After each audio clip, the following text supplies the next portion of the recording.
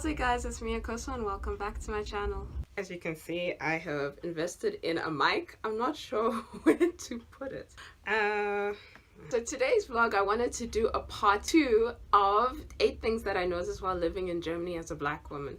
I noticed that the part 1 that I did, I think like a few weeks ago, got some positive response from it. Some people were interested in what I had to say, so I thought that it would be fun to do a part 2 of it. So here it goes. Disclaimer time. So these are things I noticed while living in Berlin between 2010 to 2013. Some of these things I have noticed again while being here. These are things that I experienced. My personal opinions on the things that I'm going to mention. So guys, don't fuck with me, please. Number 1 is saying your name when you answer the phone. So someone will call you, and when you pick up the phone, you have to say your name or your surname. I thought that was really strange because in SA, when I answer the phone, I never say my names. My thoughts is, you're calling me, so you should know who is speaking. So that's how I always saw it. So I got in trouble a lot of times when I didn't say my name. So it would ring, ring, ring, ring, and I'll be like, hello? And it's silence. And the person's waiting, and I'm waiting. I'm like, you called me. You should know who you're calling. So I'm waiting. Number 2 is, and this is not me generalizing, but some Germans, not all of them, maybe a small percentage, and also it depends on where you are, don't really know much about Africa as a continent. And I think this is also around the world. So for example, when someone asks me, oh, so where are you from? I'll say, oh, I'm from South Africa. And they'll be like, oh, okay, that's cool. So what country in South Africa are you from?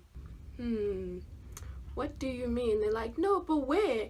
Like, you know, there's lots of countries. And I'm like, yeah, but I'm from South Africa. So that's the country. I got a lot of questions like that. And I try to be nice when I answer these questions. Another example will be like, how many languages are there in Africa? And I'm like, well, in South Africa, there's 11 official languages, but there's a lot of languages in Africa. And they're like, oh, okay. So like, can you understand Swahili? And I'm like, no. I can't understand Swahili because that's spoken in Kenya and I think Tanzania, but in South Africa we don't speak Swahili. And they're like, oh, okay. Okay. I have a friend from Kenya. His name is this. Do you know him? And I'm like, I don't know him. Sorry.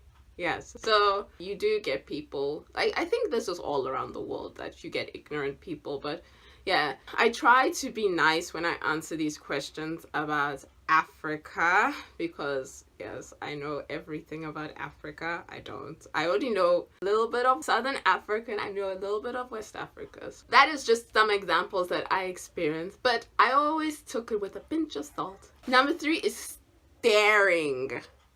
Wow. I'm gonna say the old generation only did it, but the younger generation like to do that as well. They like to stare. They will stare at you, and I think it's because, yeah, this melanin is popping. But yeah, I think it's because I'm black, so yeah, they do tend to stare. And they won't say anything a lot of the times. They'll just stare. It's not everyone who stares, but you will find someone maybe in that week that you're in Germany who will stare at you, especially if you are black. I will say, because I'm representing the brown girl community, so I would say that they'll stare at you if you are brown. Brown and beautiful, and we all are brown and beautiful. Number 4 goes to all you Africans, especially West Africans, you know, you Ghanaians there, who are living in Germany. Let's say the older generation, who think Germany is the golden land. I don't know why you think Germany is the golden land. It's not the bee's knees. It's a nice country, but it's not the bee's knees. And I say this because when I was there, I was part of like a big West African community. So before I left Germany for good, I went to the Afro shops I used to visit to say goodbye to the aunties and uncles who I had made relationships with.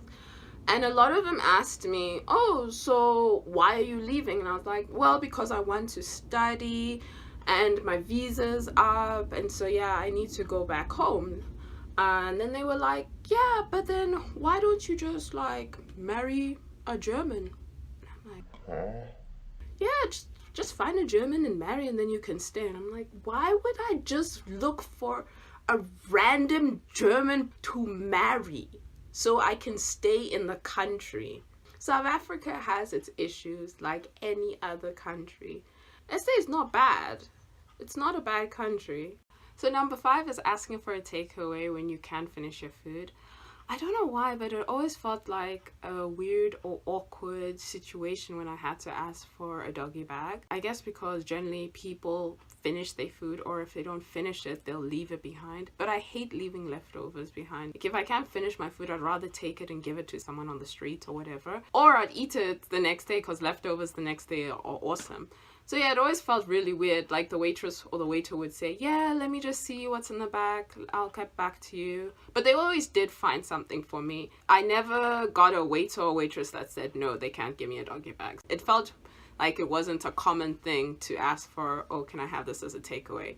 But now, when I was back in the summer this year, it seemed a little bit better. It didn't seem like a problem to ask for a doggy bag. Number 6, I like number 6 because I felt like in the last time I did these 8 things I noticed while living in Germany, a lot of people were commenting on water, like the thing I mentioned about water.